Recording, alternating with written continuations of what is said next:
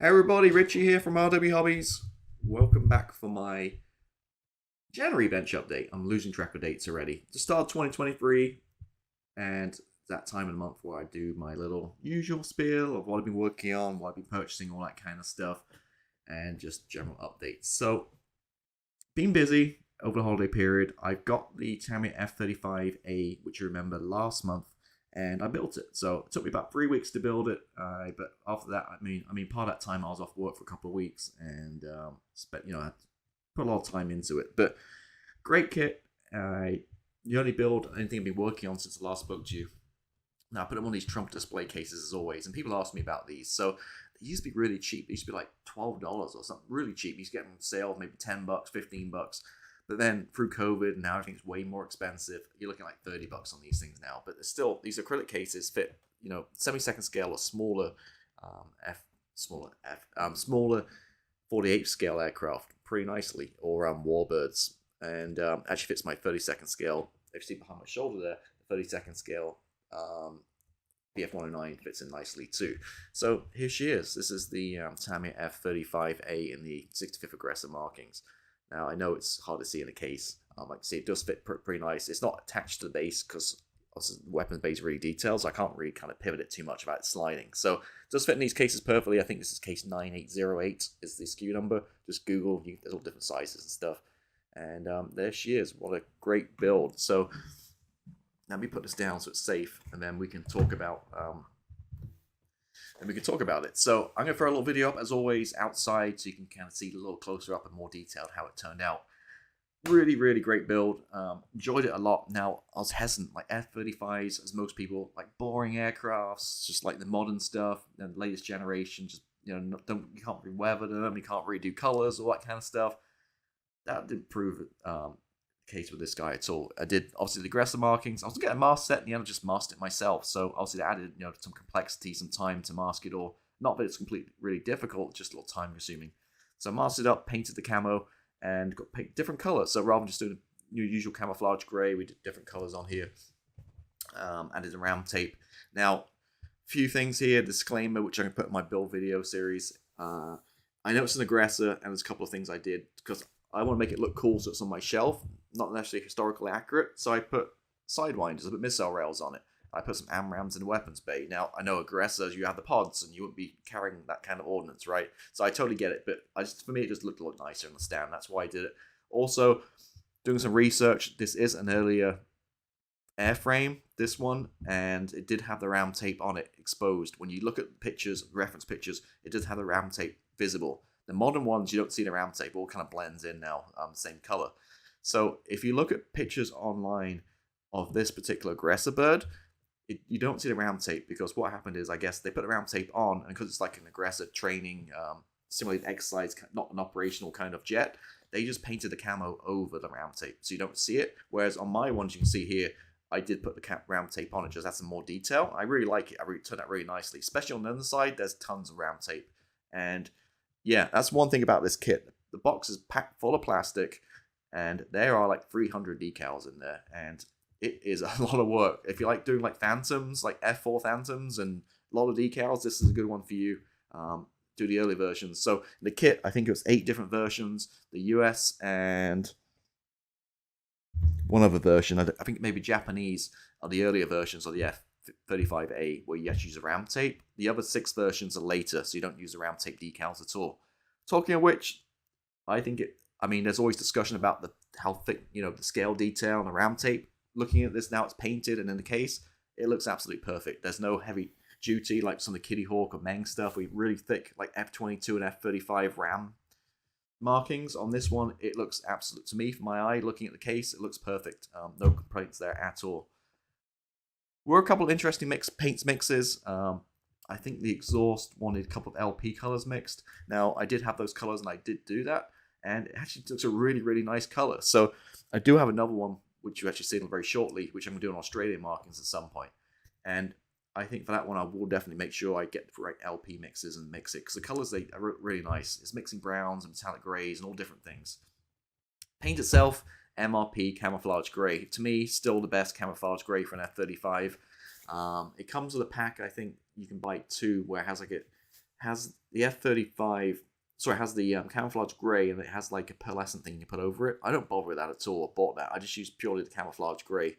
And to me, like I say, I've got several. I got attacker lacquer. I've got all different. I think I maybe have like AK, all different, like maybe 4 or 5 different F-35 camouflage grey colors. And again, MRP is definitely the best color for me. Not sprayed MRP for a very long time, so I forgot about low air pressure. So when I first did it, I got through a lot of paint because I was spraying like 20 psi. Soon as I turned down to like 10, 8, 6, that kind of really low level, it's spraying much nicer and much better. So just for me, just so I don't spray a lot of it anymore, to remind myself that, hey, low air pressure with MRP paints. But yeah, hope your grid looks fantastic. To me, one of my all the builds I most of my sell I move on. Certain ones I keep, and this is one I'm definitely keeping because it just really looks cool. Cool aircraft, and just happy how it turned out, and it's a really pleasurable, enjoyable build experience. Pilot figure, really well detailed. Even got like a carbon fiber decal for its helmet. It turned out really good. You don't need anything at all aftermarket out of the box. What you get in the box there is everything. You got a mast set, although you have to cut it out yourself for the canopy.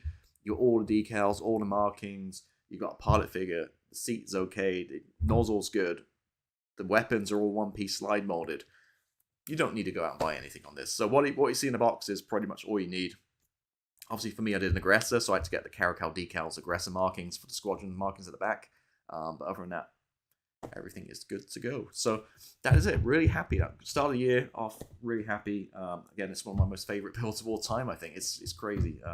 Who knows an F-35, but yeah, I just really enjoyed building it, and it's really fun to work with, and I just love the final way it looks. So that's my one finished project. Not started anything yet. As soon as I finish this video, I'm going to start my next project, which we'll talk about in a little bit. So let me talk about what I've purchased. So first up, I have these little like sewing scissors. I think a lot of people modeling use them. I think it's like Friskers, like sewing scissors or something. And these work great, for cutting photo etch or decals and stuff. But the problem is, you see they're very short, maybe like, I don't know, maybe like less than 1 inch blade. And so I always thought, cutting out big sheets of decals or big decals, I always go get like my kitchen scissors or bigger scissors.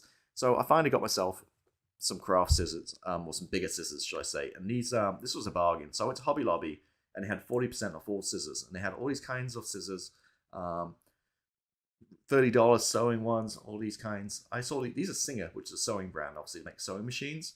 And these were normally about $7.99, which is nothing. But they have 40% off all scissors. So I got them for like $4. And you can just tell when you open and close them how smooth they feel. So this is a really good purchase. So for like $4, I got a nice pair of scissors to cut stuff, which I know it doesn't sound exciting, but to me it is pretty exciting. Got that, and then a few kits. So let me talk you through this. So actually what I'm going to do is I'm going to move the F-35 out of the way real quick. So I'm going to put it by my feet here so I don't give myself a little bit more workspace to work in. Now, I do have plenty more workspace too, because spoiler alert, my giant 16th scale Tiger, I finally sold that, and that went to a home. So that thing was taking up, like, on my other side, you have another bench. It was taking up like half my bench, because that thing is massive.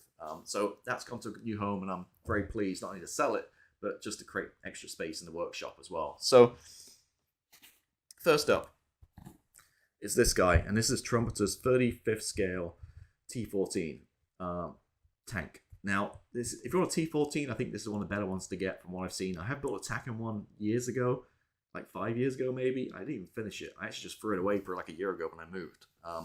Because I kind of built half it. It got to the tracks, lost steam, whatever reason, and it's shelf of doom. So, lost interest. But recently, with everything going on in the world, I've been reading a lot. And it's funny, researching about what's going on, in Ukraine and Russia and the T14s, how, they've not been there. And then reading a lot of articles how these are basically kind of paper panzers, and that they're not really kind of operational, they haven't built them, they're not really as described.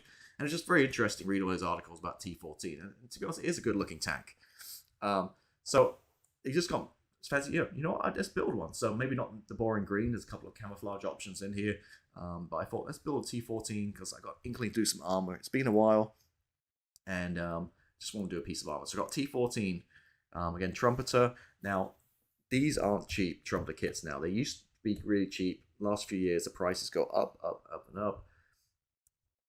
As I mentioned before, if you want trumpeter, go to eBay or actually go to AliExpress. You'll probably get better deals. And I think I got this one on AliExpress straight from China, and it arrived in like 2 weeks, if not less, with airmail shipping. And I think shipped, I want to say, I can't remember the exact price, but whatever they are in the US, I got this shipped from AliExpress in China for about $20 or $30 less. I want to say these are about $80 now, possibly, maybe $90 in the US dollars, and I think I've paid about 50.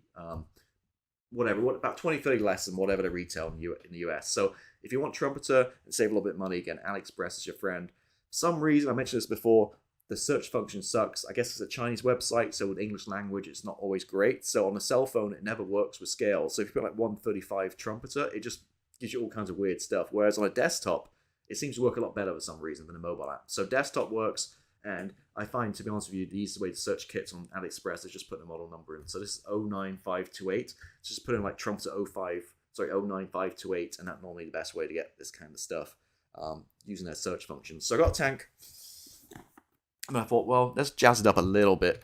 I looked at a couple of options here, and the barrel is it's two-piece, not one-piece barrel in that kit, and it's very kind of complex in terms of the shape and what's going on there. And to get those seam lines out would be a nightmare. So I treated myself to Magic Models, which I've never heard of, and they had a barrel set, which is metal barrel, plus it has all the gubbins on it, like some photo etch. So I say it's not just a straight barrel, there's some stuff going on down here with different things. So I got this. It didn't say it's necessary for trumpeter, but I'm guessing, hopefully it is and it'll fit okay. If not, we do some tweaking. But yeah, makes things a lot easier. So metal barrel, and this wasn't very expensive at all. I got this from B&A in Australia. They had their shipping isn't too bad, and they have a lot of interesting aftermarket stuff there. So I got this, and while I was at it, I noticed they had like the antenna for it. Again, I'm talking about a couple of boxes. So metal antenna, PTK for T14. And I thought, well, I'm getting this anyway. I might as well just pay a couple extra bucks and get the antenna as well. So I got antenna in the barrel, and I think maybe I paid $20 maybe shipped from Australia, and again it arrived. So the funny story is I've ordered that from China, this from Australia, and within 2 hours they arrived at the house at the same time. So it's funny how that happened. So this dropped off, and then like a couple hours later, a package with these two dropped off on the same day. So global supply chain at its best, I guess. Next up, well, let me do this guy first. I already talked about this one, but surprise, I got another one. So I got another one of these because I was getting these cheap. I was paying about $58 for these. Now, don't ask me. I have a wholesale account, and don't ask me like how or where, because I think the pricing's kind of gone up a little bit since then. But because I was getting this for $58, that's why I was like, well, that's actually a really good deal for what it is. So I got another one. So this one I'm going to do traditional Australian markings at some point in time. Not anytime soon, because I just built one, obviously, but maybe in a year or two. This will be my next thing. So I got another one of these guys. Great kit. Even at $80, I think it's a really good kit. And then while I was at it, I bought this guy. Now, this has been out a while. This is Kinetic's FA-18D. Excuse me, the ATAR. So this is like reconnaissance, kind of marine reconnaissance forward air control version. Beautiful, like Bengal tiger markings, and it caught my eye. I do have the Kinetic C over there in the stash, and I've built the A, which is the aggressor one right here. And these Legacy Hornets from Kinetic are really good kits. That was a great build. And the irony was, that one I did with the aggressor markings, the really complicated one, and I did that but with aftermarket decals, and did that myself. I got a mask set, and it took, pretty complicated. And then about 2 months after I built it, they released one of these in that markings. So that's kind of funny. But anyway, so this one's a tiger, like I say, Bengal tiger markings. Something really interesting, different look. And as you know, like we talked about last year as well, I kind of got a little burnt out just in like light ghost grey aircraft and grey all the time. I like to do something a little bit different. So hence, I got the Arctic Camo A10. I did the Persian Cat last year. I did the F-35 we just talked about. So a lot of things in different patterns just maybe makes it more interesting to build and more visually interesting to look at. So this one's tiger markings. These are great kits, Legacy Hornets in Kinetic. Now, a couple of things I've added to it, which I haven't received yet, just to kind of boost it up a little bit, and that's in the cockpit area. So I bought Red Fox Studios instrument panel decal, like the Quintus Studios. Red Fox seemed on the same same kind of par level quality and stuff. It wasn't very expensive. That was about $12, I think it was, or €12. So I bought that. I bought a few others to make my shipping worthwhile. And I also bought Redo figures. It's obviously 2 seats, so I bought 2 figures. I denied because they're kind of expensive, but I looked around and yeah, and I got some pretty cool like figures in certain poses. Like I think putting his mask on. I think the other guy had a thumbs up or something like that. But so I'm gonna really 2 figures in there. It's gonna be on the ground, kind of my usual kind of what I'm doing recently, like startup, canopy down, probably 2 figures in there, and I'll just really finish the whole thing. So that's what I'm doing with this guy, and this is my next build. So as soon as I'm done with this video and clean up, I'm gonna get started on this one. So I don't have the cockpit stuff, so I'm gonna start with all the ornaments and start that way and do my subsections. And then once my cockpit stuff arrives in the mail from Hungary and France respectively, then I can get going on the cockpit stuff and getting the fuselage put together. So that's what I'm working on. So part of that too is I got with Red Fox, to make my shipping worthwhile, I did a change of plan with my F-14D, the 32nd scale, the big guy up there.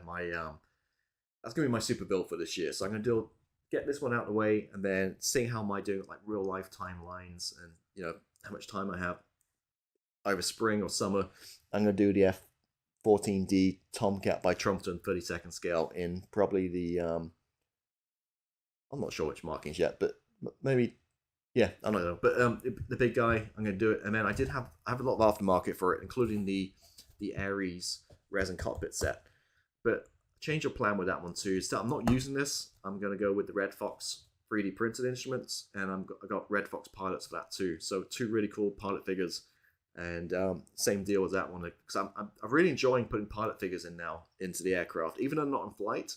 I think it just adds that little scale perspective to it and adds a little bit more extra detail. And I'm getting quite confident now painting them as well, not looking like Burns victims or anything like that. So that's where we're going with that one. So if you do have an F-14D 32nd scale Trumpeter kit and you want an Ares set, these are discontinued now, shoot me a message and I'm happy to sell it to you. If not, I guess I'll go up on eBay. But so this one's sold, and with the proceeds from this, it basically pays for the 3D printed and I'm back. And yeah, ran out of memory, which doesn't happen often. So luckily it kept the first 19 minutes. I have to do it all over again. But just to kind of summarize what I was just talking about, my big build for this year is going to be Trumpeter's 32nd scale F-14D, the late version Tomcat, which is going to be awesome.